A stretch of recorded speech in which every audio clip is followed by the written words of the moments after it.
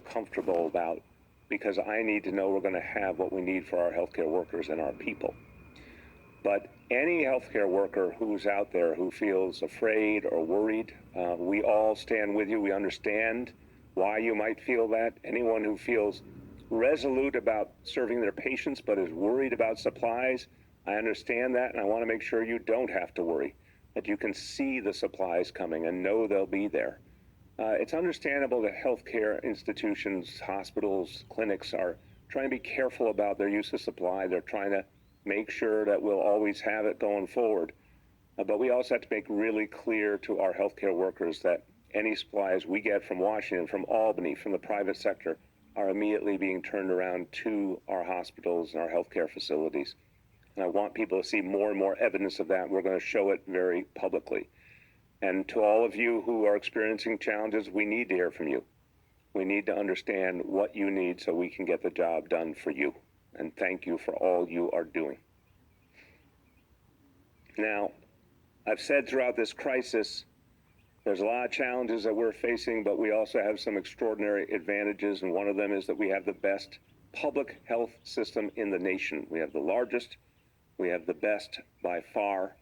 Health and Hospitals is an amazing organization that's only gotten stronger in recent years, but now it's under a tremendous amount of stress. And obviously, Elmhurst Hospital in Queens is right now the epicenter within the epicenter, dealing with an extraordinary surge in cases. It also happens to be an extraordinary hospital. It's renowned within our public healthcare system as one of the very best hospitals we have, with an incredibly committed staff who have been able to deal with so many challenges before with great skill and great compassion, great ability, and that's what they're doing right now. The folks at Elmhurst Hospital, the folks doing this noble work, need supplies, and I'm committed to getting you supplies. In fact, in the last 10 days, we have 4 times resupplied Elmhurst Hospital with additional ventilators, and we will keep doing that until we're at the point that Elmhurst absolutely always has more than enough ventilators. Today, we sent over 40 additional ventilators that have arrived at Elmhurst. This will be an ongoing commitment to make sure that that hospital and all our public hospitals have whatever they need at any given point in time. If we have it, it will get to you. We also sent today to Elmhurst Hospital 56 additional staff members to deal with the challenges that they're facing.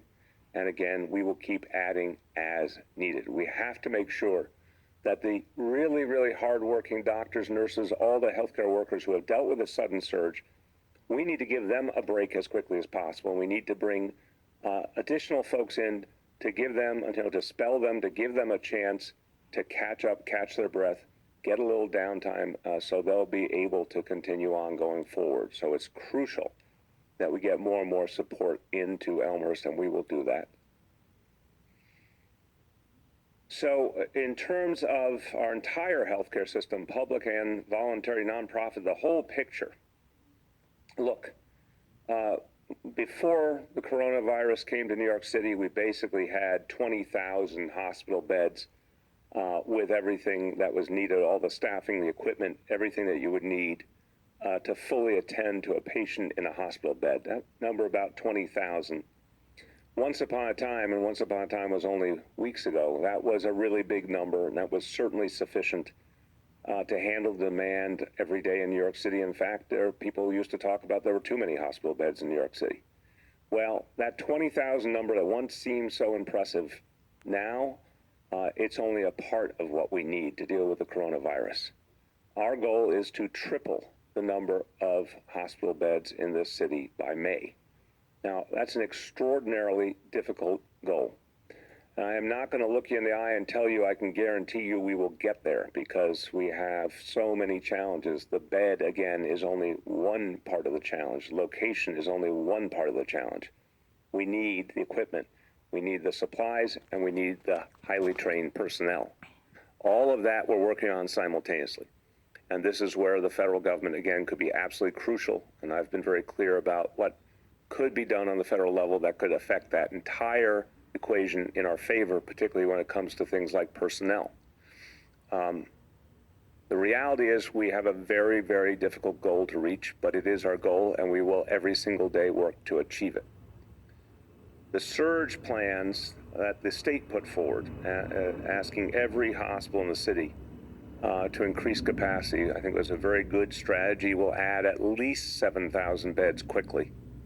And that's a crucial part of what we need to do.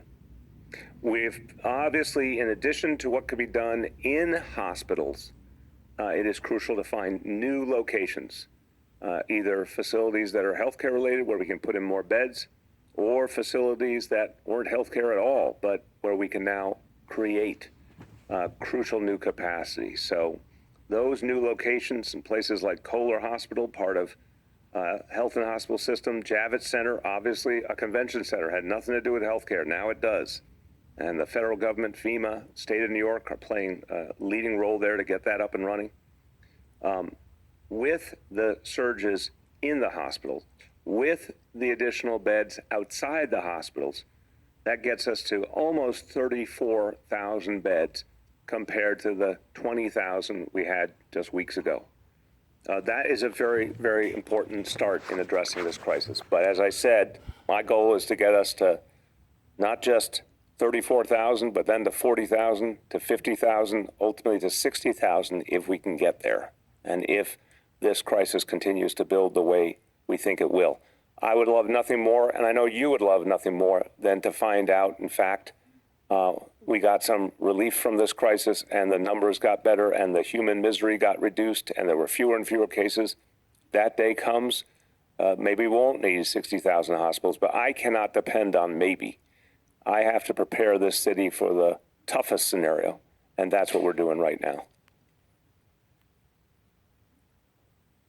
On supplies, look, there's nothing more important than ventilators. We've all talked about this. I really didn't know a lot about ventilators a month ago. Now I know something at least. I've realized that a ventilator, it's, you know, we could put one right here on this desk. It goes in a packet that's about the size of a suitcase, but it is a lifesaver. As simple as that. If you have a ventilator, you can save a life. You can keep someone going, get them through this crisis so they can recover. If you don't have a ventilator, people die who didn't need to die. It's as simple as that.